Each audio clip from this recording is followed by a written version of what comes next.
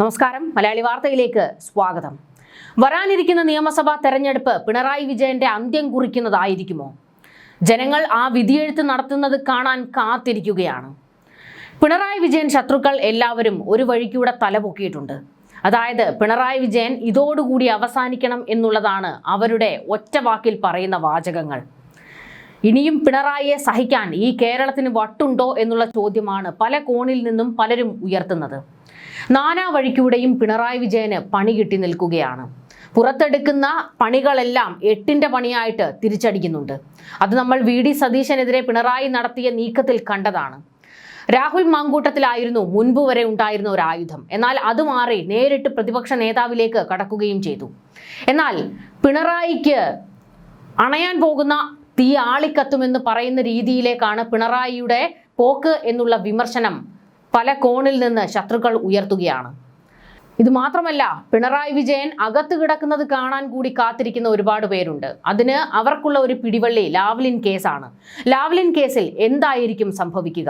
ഇതുവരെ സുപ്രീം കോടതിയിൽ അടയിട്ട് വെച്ചിരിക്കുകയാണ് ലാവ്ലിൻ കേസ്. എന്നാൽ ഇനിയും അത് വലിച്ചു നീട്ടിക്കൊണ്ടു പോകാൻ കഴിയില്ല. കാരണം പല കോണിൽ നിന്നാണ് വിമർശനങ്ങളും ആരോപണങ്ങളും ശക്തമാകുന്നത്. ലാവ്ലിൻ കേസ് ആരും തൊടാത്തതിന് കാരണം മോദി പിണറായി ഡീലാണ്, അതുകൊണ്ടാണ് സുപ്രീം കോടതി പോലും തൊടാൻ മടിക്കുന്നത് എന്നൊക്കെയുള്ള രീതിയിലേക്ക് അപവാദങ്ങളും ആരോപണങ്ങളും അതിര് കടന്നു പോകുന്നുണ്ട്. ലാവ്ലിൻ കേസ് കാത്തിവെച്ചിരിക്കുന്നത് എന്താണ്? തൊണ്ടിമുതൽ കേസിൽ 35 വർഷത്തെ നീതിയുടെ തപസ്സിന് ഇങ്ങനെ ഒരു പരിസമാപ്തി ഉണ്ടായപ്പോൾ ലാവ്ലിൻ കേസ് നമുക്കതിലും വലിയ പാഠം കരുതി വെച്ചിരിക്കുകയാണോ? അന്നും പിണറായി വാദിക്കുന്നുണ്ടാകും തൊണ്ടിമുതൽ കേസുകളിൽ നിരപരാധികളും ശിക്ഷിക്കപ്പെടാറുണ്ട് എന്ന്. അദ്ദേഹം ശിക്ഷകൾക്ക് അതീതനാണല്ലോ. നമ്മുടെ നാട് ഇത്ര നീചത്വം പിടിച്ചതാണോ? പുറമേ കാണുന്നതെല്ലാം വെറും പടമാണോ? നെഞ്ചു നീറുന്നു VSA. അങ്ങ് എങ്ങനെ സഹിച്ചു ഈ പാർട്ടിയെ എന്ന് പച്ചയ്ക്ക് ചോദിച്ചുകൊണ്ട് ശക്തിധരൻ ഒരു പോസ്റ്റ് പങ്കുവച്ചിരിക്കുകയാണ്. ആ പോസ്റ്റിനുള്ളിൽ ശക്തിധരൻ പറഞ്ഞു വെക്കുന്നത് ലാവ്ലിൻ കേസിൽ എന്തോ സംഭവിക്കാൻ പോകുന്നുണ്ട് എന്നാണ്. ഇതുവരെ കേരളവും പറയുന്നത് ലാവ്ലിൻ കേസിൽ ഒന്നും സംഭവിക്കാൻ പോകുന്നില്ല. കാരണം തെളിവുകളെല്ലാം നശിപ്പിക്കപ്പെട്ടതാണ്. പിന്നെ പിണറായിയെ എങ്ങനെ തൊടാനാണ്? മാത്രമല്ല, സുപ്രീം കോടതി പോലും എത്ര തവണയാണ് ആ കേസ് മാറ്റിവെച്ചത്? ഇത് രാഷ്ട്രീയ കൈകൊടുപ്പിന്റെ ഭാഗം തന്നെയല്ലേ? പിണറായിയും മോദിയും തമ്മിൽ കൈകൊടുത്തത് കൊണ്ടാണ് ആ കേസ് ഇതുവരെയും ഒന്ന് പൊടി തട്ടിയെടുക്കാൻ പോലും സുപ്രീം കോടതി തയ്യാറാകാത്തതെന്ന് കേരളത്തിലെ ജനങ്ങൾ പറയുന്നുണ്ട്. അവർക്ക് മനസ്സിലായിട്ടുണ്ട് ലാവ്ലിനിൽ ഒന്നും സംഭവിക്കാൻ പോകുന്നില്ല എന്നുള്ള കാര്യം. എന്നാൽ കഴിഞ്ഞ ദിവസം ആന്റണി രാജുവിൻ്റെ കേസിൽ, അടിവസ്ത്ര കേസിൽ ഒരു ട്വിസ്റ്റ് ഉണ്ടായതോടുകൂടി ലാവ്ലിനിലും ഇനി ആ ഒരു ട്വിസ്റ്റ് ഉണ്ടാകുമോ എന്നുള്ള ചോദ്യമാണ് ശക്തിധരൻ ചോദിക്കുന്നത്. പക്ഷെ അത് വെറും ആന്റണി രാജു, ഇത് സാക്ഷാൽ പിണറായി വിജയൻ. പിണറായി വിജയൻ വന്ന് വീണാലും 4 കാലിൽ വന്ന് വീഴുന്ന ജനുസാണ്. നമ്മളത് സമ്മതിച്ചേ മതിയാകൂ. മുൻപ് രാഹുൽ മാങ്കൂട്ടത്തിൽ ഒരു പൊതുവേദിയിൽ നിന്ന് പറഞ്ഞിട്ടുണ്ടായിരുന്നു, പിണറായി വിജയൻ ഒരു പ്രത്യേക ജനുസ് ആണെങ്കിൽ അത് മരുമോനെ കൊണ്ട്, ആ മരുമോൻ ചെറുക്കനെ കൊണ്ട് പറയിച്ചാൽ മതി എൻ്റെ അമ്മായിയപ്പൻ ഒരു ജനുസ് ആണ് എന്ന്. അല്ലാതെ വേറെ ആർക്കും പിണറായി ഒരു പ്രത്യേക ജനുസായി തോന്നിയിട്ടില്ല എന്നായിരുന്നു അന്ന് രാഹുൽ മാങ്കൂട്ടത്തിൽ പറഞ്ഞത്. എന്നാൽ രാഹുൽ മാങ്കൂട്ടത്തിന് തെറ്റി. കാരണം പിണറായി വിജയൻ ഒരു ജനുസാണ്. അതുകൊണ്ടാണ് തനിക്ക് നേരെ 100,000 കേസുകൾ ഉള്ളപ്പോഴും ഇങ്ങനെ ഒരു പ്രശ്നവുമില്ലാതെ പിണറായി തലപൊക്കി നിൽക്കുന്നത്. അത് മോദിയുമായി, കേന്ദ്രവുമായി നടത്തിയ ഡീലിൻ്റെ പുറത്താണ് എന്നുള്ളത് ഇപ്പോൾ പരസ്യമായ രഹസ്യമായി മാറിയിരിക്കുന്നു. എന്തായാലും ശക്തിധരൻ പറഞ്ഞു വെക്കുന്നത്, ശക്തിധരൻ ഒരു ആത്മവിശ്വാസം പ്രകടിപ്പിക്കുകയാണ് ലാവ്ലിനിൽ എന്തോ സംഭവിക്കാൻ പോകുന്നുണ്ട് എന്ന്. എന്നാൽ ഒന്നും സംഭവിക്കാൻ പോകുന്നില്ല എന്ന് കേരളത്തിലെ ജനങ്ങൾ ഉറച്ചു വിശ്വസിക്കുന്നുണ്ട്.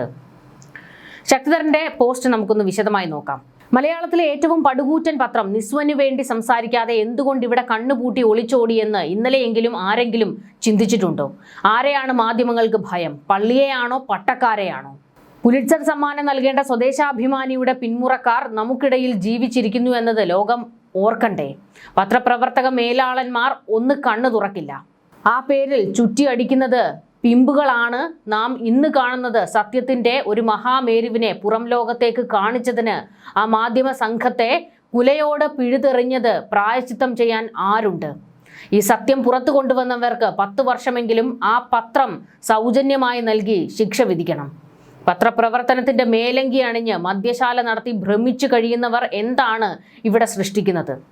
കോടികൾ കീശയിലാക്കുന്ന അഭിനവ തമ്രാക്കൾക്ക് ലജ്ജ തോന്നുന്നില്ലേ? ഏത് പർദീസയിലാണ് പ്രസ് അക്കാഡമി? ആന്റണി രാജുവിനെ കാരാഗൃഹത്തിലേക്ക് കൊണ്ടുപോകുകയാണെന്ന് സഹപ്രവർത്തകർ പറഞ്ഞിട്ട് മുഖ്യമന്ത്രിക്ക് ബോധ്യം വന്നില്ല. മുഖ്യമന്ത്രി പിന്നിലുണ്ടെങ്കിൽ ആരെ ഭയക്കണം?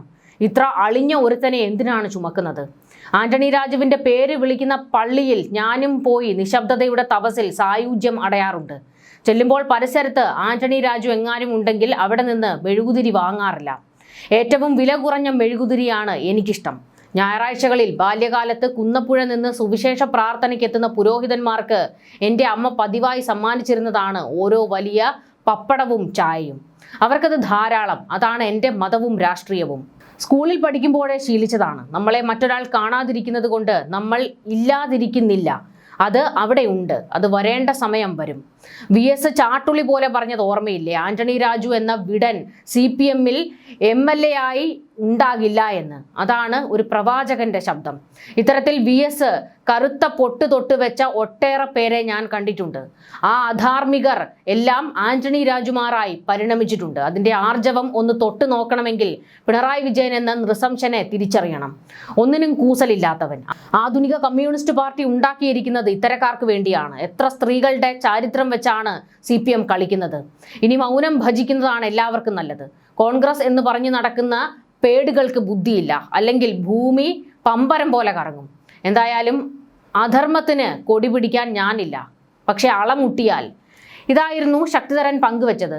ആന്റണി രാജുവിനെ വിമർശിച്ചുകൊണ്ടുള്ള ഒരു കുറിപ്പായിരുന്നു പങ്കുവച്ചത്. ആ കുറിപ്പിലാണ് ലാവ്ലിന്റെ കാര്യവും കൂടി ശക്തിധരൻ ഒന്ന് പരാമർശിച്ചു പോയിരിക്കുന്നത്. അതായത് ഈ കേസിൽ ട്വിസ്റ്റ് ഉണ്ടായിരിക്കുന്നത് പോലെ ലാവ്ലിനിൽ എന്താണ് നടക്കാൻ പോകുന്നത് എന്നുള്ളതാണ് ആ ചോദ്യം. അധികാരമില്ലാത്ത പിണറായിയെ മോദിക്കും ആവശ്യമില്ലല്ലോ. നിയമസഭാ തെരഞ്ഞെടുപ്പിൽ തോറ്റ് തൊപ്പിയിടാനാണ് ഇടത് പോകുന്നതെങ്കിൽ പിന്നീട് തലപൊക്കാൻ കഴിയാത്ത വിധം ചുറ്റുമുള്ള ശത്രുക്കൾ തന്നെ പിണറായിയെ ചവിട്ടി താഴ്ത്തും എന്നുള്ള ഒരു കാര്യവും കൂടി പറഞ്ഞു വെക്കുകയാണ് ശക്തിധരൻ. ന്യൂസ് ഡെസ്ക് മലയാളി വാർത്ത.